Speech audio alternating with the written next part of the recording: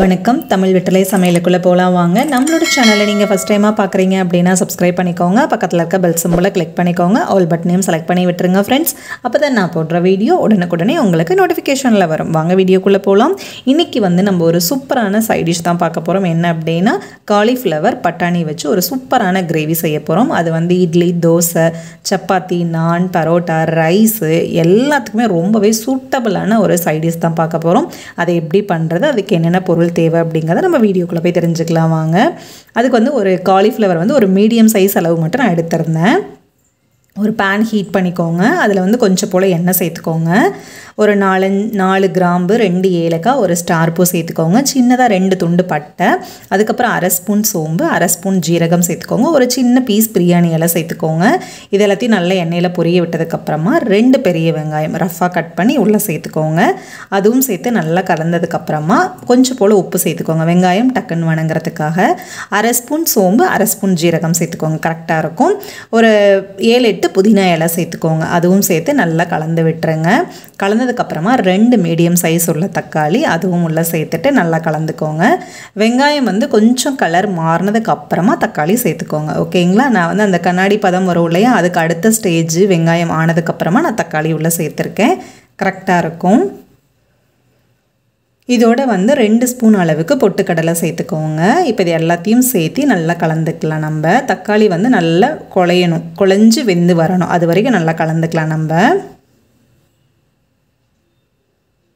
அவ்வளோதான், நல்லா பரட்டி விட்டுருங்க. இப்போ இது நல்லா ரெடி ஆயிருச்சு. அடுப்பை நல்லா குறைச்சிட்டு இதை வேற ஒரு பிளேட்டில் மாற்றிக்கலாம் நம்ம. தக்காளி நல்லா வெந்துருச்சு பாருங்கள், குலைவாக வெந்துருச்சு. இதை அப்படியே நம்ம வேறு ஒரு பிளேட்டில் மாற்றி ஆற வச்சுட்டு ஆறுனதுக்கு அப்புறமா மிக்ஸி ஜாரில் சேர்த்து நம்ம நல்லா நைஸாக அரைச்சி எடுத்துக்கலாம்.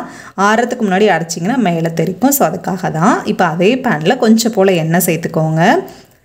எண்ணெயில் ஒரு 1/4 டீஸ்பூன் அளவுக்கு மஞ்சள் தூள் சேர்த்துக்கலாம். 1/4 டீஸ்பூனுக்கு குறைவாக, சும்மா ஒரு பிஞ்ச் அளவுன்னா கரெக்டாக இருக்கும். ஒரு பிஞ்ச் அளவுக்கு மஞ்சள் தூள் சேர்த்துக்கோங்க. 1 டீஸ்பூன் அளவுக்கு தனி மிளகாத்தூள், அரை டீஸ்பூன் கரம் மசாலா, தேவையான அளவு உப்பு சேர்த்துக்கலாம். உப்பு சேர்த்துட்டு இதை நல்லா எண்ணெயில் மிக்ஸ் பண்ணி விட்டுருங்க. எண்ணெய் காயணும், ஆனால் மசாலா நம்ம சேர்த்த மசாலா பொருட்கள் கரைஞ்சிடக்கூடாது. அதனால் அனல் நல்லா குறைச்சிக்கோங்க. இப்போ இதை நல்லா ஒருக்க மிக்ஸ் பண்ணதுக்கப்புறமா நம்ம காலிஃப்ளவரை உள்ளே சேர்த்துக்கலாம். நான் சொன்னேன் இல்லைங்களா, மீடியம் சைஸ் அளவு காலிஃப்ளவரை கட் பண்ணிவிட்டு நல்ல கொதிக்கிற தண்ணியில் மஞ்சள் தூள் உப்பு சேர்த்துட்டு நல்ல தண்ணி சுட்டதுக்கப்புறமா ஆஃப் பண்ணிவிட்டு இந்த காலிஃப்ளவர் அதில் போட்டுட்டு ஒரு 5 நிமிஷம் அப்படியே வச்சுட்டேன் நான். அதுக்கப்புறமா தண்ணியை வடித்த காலிஃப்ளவர் எடுத்து நம்ம இப்போ உள்ளே சேர்த்துருக்கோம். உள்ளே சேர்த்துட்டு இந்த நம்ம சேர்த்த மசாலா பவுடர் எல்லாமே அந்த காலிஃப்ளவரை நல்லா ரோஸ்ட் ஆகி வரணும். அந்த அளவு இருக்கணும். அது அப்படியே அடுப்பில் இருக்கட்டும். இது நம்ம வதக்கி வச்சோம் இல்லைங்களா, இது ஆறிடுச்சு. இப்போ நம்ம இது மிக்ஸி ஜாரில் சேர்த்து நல்லா நைஸாக அரைச்சி எடுத்துகிட்டு வந்துடலாம். கொஞ்சம் போல் தண்ணி சேர்த்துக்கோங்க. இடையில உங்களுக்கு தண்ணி தேவைப்பட்டாலும் கொஞ்சம் கொஞ்சமாக தண்ணி சேர்த்து அரைச்சிக்கோங்க. இப்போ நம்ம இந்த காலிஃப்ளவர் நல்லா ரோஸ்ட் ஆயிருச்சு. இதை நம்ம வேறு ஒரு பிளேட்டில் மாற்றிக்கலாம்.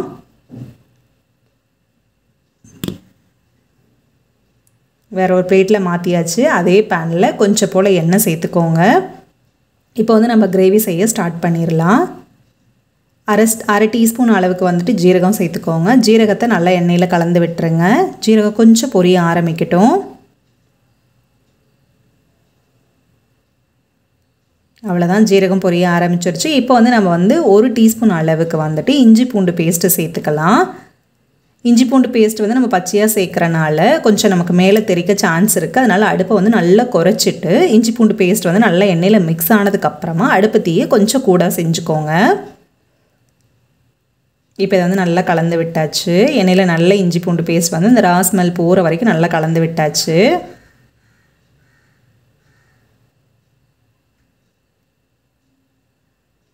கலந்தாச்சு. கலந்ததுக்கப்புறமா இப்போ நம்ம மிக்சியில் அரைச்சோம் இல்லைங்களா, அந்த விழுதை இப்போ நம்ம உள்ளே சேர்த்துக்கலாம். உள்ளே சேர்த்ததுக்கப்புறமா திருப்பி ஒருக்க நல்லா மிக்ஸ் பண்ணி விட்டுருங்க.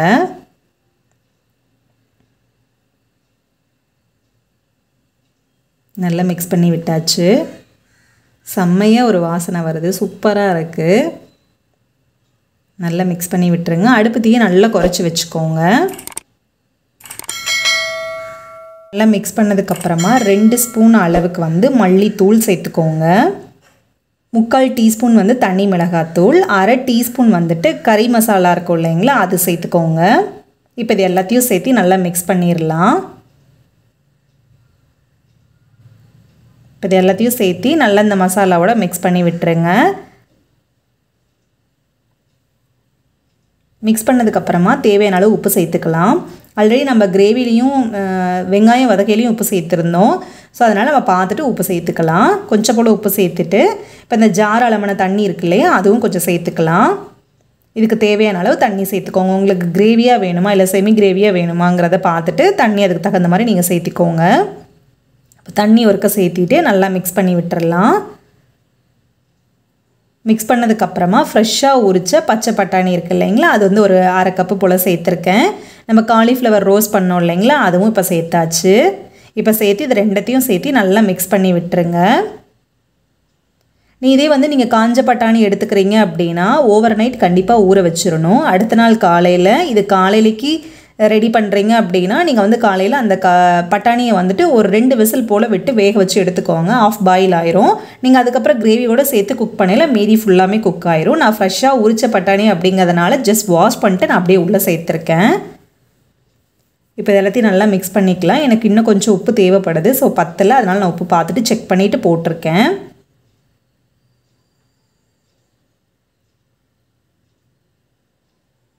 மூடி போட்டு வச்சுருங்க. அடுப்பை வந்து கொஞ்சம் மிதமான தீயிலே வச்சுக்கோங்க. நல்லா கிரேவி கொதிக்க ஆரம்பிச்சிருச்சு பாருங்கள். நல்ல ஒரு சூப்பரான ஒரு வாசனையாக நல்லா இருந்தது. இப்போ திருப்பி ஒருக்கா மிக்ஸ் பண்ணிக்கலாம். நம்ம அப்பப்போ கலந்து கொடுத்துக்கிட்டே இருங்க. ஏன்னா நம்ம கொஞ்சம் திக்காக கிரேவி ரெடி பண்ணுறனால நீங்கள் அடி ஒட்டுறதுக்கு சான்ஸ் இருக்குது. ஸோ அதனால் அப்பப்போ கலந்து கொடுத்துக்கிட்டே இருங்க. கலந்து முடிச்சதுக்கப்புறமா மூடி வச்சிடலாம். ஒரு 3 நிமிஷம் அப்படியே விட்டுருங்க மிதமான தீயில். மூடி ஓப்பன் பண்ணி பார்த்தா நல்லா ஓரங்களில் எண்ணெயெல்லாம் பிரிஞ்சு நல்லா சூப்பராகவே ரெடி ஆயிடுச்சு. மேலால் வாசனைக்கு கொஞ்சம் பொடிசாக கட் பண்ண மல்லி இலை சேர்த்துக்கோங்க. ரொம்பவே சூப்பரான செம்மையாக டேஸ்ட்டாக இருக்கிற பச்சை பட்டாணி காலிஃப்ளவர் கிரேவி ரெடி ஆயிடுச்சு. இது வந்து நான் சப்பாத்திக்காக ரெடி பண்ணியிருந்தேன். எல்லா டிஃபனுக்குமே இது நல்லா சூட்டபிள் ஆகும். ப்ளஸ் ரைஸு, ரச சாதம் எல்லாத்தோட கலந்து சாப்பிட்றதுக்கு அவ்வளோ ஒரு அல்டிமேட்டான டேஸ்ட்டாக இருக்கும். கண்டிப்பாக இந்த கிரேவியை நீங்கள் ட்ரை பண்ணுங்கள். எப்படி இருக்குன்னு சொல்லிட்டு கமெண்ட் பண்ணுங்கள். நம்மளோட சேனலை சப்ஸ்கிரைப் பண்ணிக்கோங்க. இந்த வீடியோ பிடிச்சிருந்தது அப்படின்னா உங்கள் ஃப்ரெண்ட்ஸ் அண்ட் ஃபேமிலிக்கு ஷேர் பண்ணுங்கள். தேங்க்யூ.